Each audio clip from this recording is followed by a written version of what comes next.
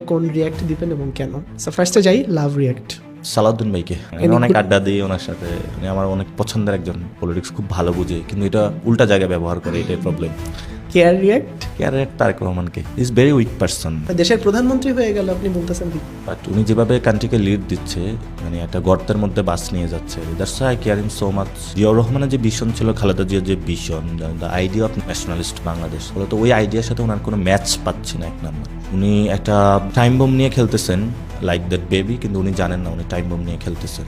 Angry react, এই যে রবিউল মন্ত্রী হয়েছে, তারপরে ওই যে কাইয়ুম কমিশনার, তারপরে হলো মির্জা আব্বাস, এদের একটা গ্যাং আছে যারা হলো পুরা পলিটিক্যাল ফাইন্যান্সটা বিএনপি নিয়ন্ত্রণ করে। এবং এই গ্যাংয়ের আবার সুপ্রিম কোর্টও আছে, মিলিটারিতেও আছে। এই গ্যাংয়ের যারা পলিটিশিয়ান পার্টির উপরে, দেশের উপরেও কাজ করে, তাদের কাছে দেশও নিরাপদ না।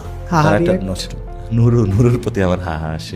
রিয়াক্ট দিলেন, আপনার বন্ধু তো এমপি হয়ে গেছে। একটা সময় মানুষ তাকে বলছিল যে বাংলাদেশের প্রধানমন্ত্রী।